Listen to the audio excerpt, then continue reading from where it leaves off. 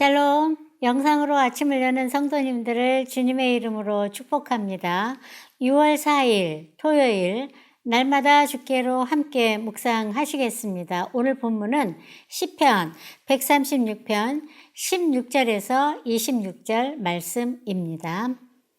오늘 본문을 읽으시다 보면 반복적으로 나오는 말씀을 바로 느끼셨을 것입니다. 여호와께 감사하라. 그 인자하심이 영원함이로다 입니다. 본문을 기록한 시인이 기계적으로 의미 없이 뒤에다 붙인 것이 아닙니다. 아무리 반복해서 고백을 해도 시인은 헤세드의 하나님께 감사 찬양을 올려드리고 싶은 마음을 담고 있는 것입니다. 내용 관찰 1번을 보면 하나님께서 인도하시는 곳은 어떤 환경이었습니까? 라는 질문입니다. 16절 말씀입니다. 그의 백성을 인도하여 광야를 통과하게 하신 이에게 감사하라. 그 인자하심이 영원함이로다. 아멘. 하나님께서는 이스라엘 백성을 애굽에서 나오게 하셔서 바로 살기 좋고 모든 것이 갖춰진 곳으로 인도하시지 않았습니다. 애굽에서 나온 이스라엘 백성이 맞이한 것은 홍해바다였고 그 홍해를 건너고 나니 광야가 기다리고 있던 것입니다.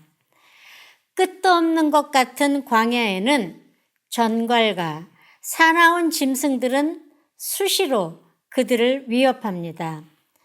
여기까지만 생각하면 우리가 습관적으로 하는 거 있죠. 하나님께 원망, 불평할 수밖에 없는 환경입니다. 그런데 16절 말씀에서 그의 백성을 인도하여 광야를 통과하게 하셨다고 말씀합니다. 우리가 생각하는 광야의 환경은 모두 비슷할 것입니다.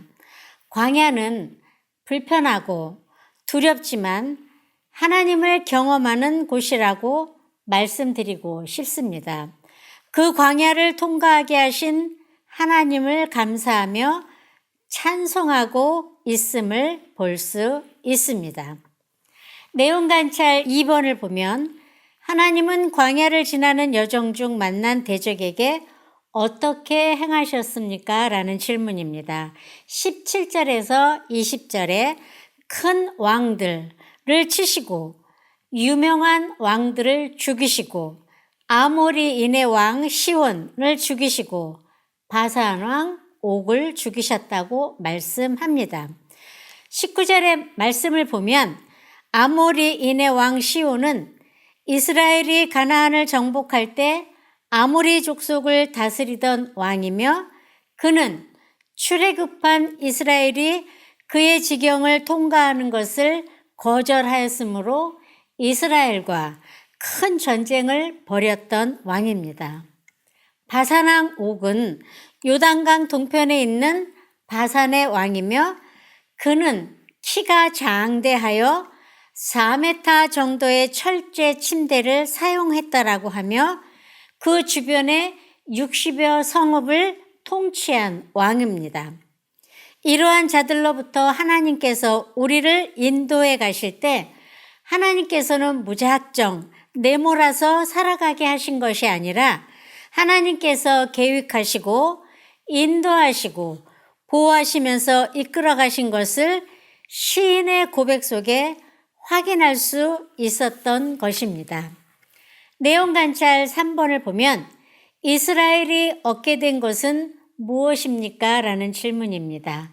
21절에서 22절을 보시면 그들의 땅을 기업으로 주시고 이스라엘에게 기업으로 주신 이에게 감사하라고 말씀합니다. 내용 관찰 1번과 2번을 통해 연결시켜서 3번을 보면 이스라엘 백성이 땅을 기업으로 받을 수 있었던 것은 이스라엘이 잘나서도 아니고 강해서도 아니고 받을 만한 일을 해서가 아닌 오직 하나님께서 기업을 주셨기 때문입니다. 하나님의 인자하심과 은혜 덕분에 기업을 주신 것입니다.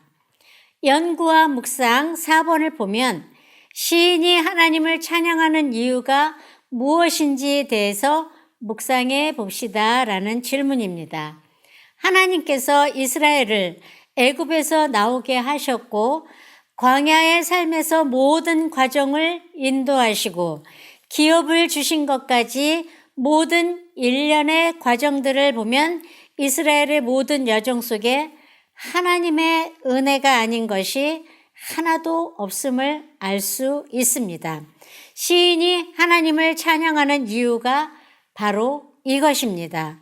모든 절에서 여호와께 감사하고 그 인자하심이 영원함이라고 고백하는 이유는 하나님의 은혜로 모든 것이 이루어졌기 때문입니다.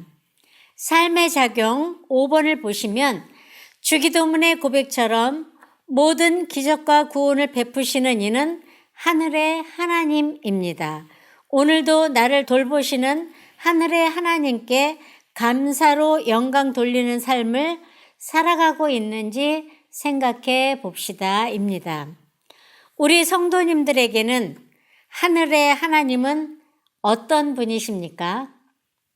그 하나님께서 어제도 인도해 주셨고 오늘도 아침에 눈을 뜨게 하셨고 우리의 가정과 직장과 교회와 삶의 터전 모든 곳에서 인도해 주시는 분이십니다.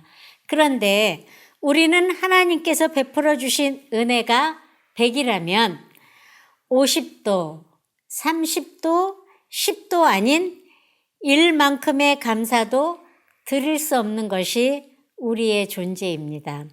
하지만 우리의 마음과 정성을 다해 하나님께 감사하는 하루, 그 인자하심이 영원하시다는 사실을 고백하는 하루를 살아갈 때 우리의 감사를 하나님께서 기뻐 받으실 것을 믿고 감사를 드립니다. 아멘.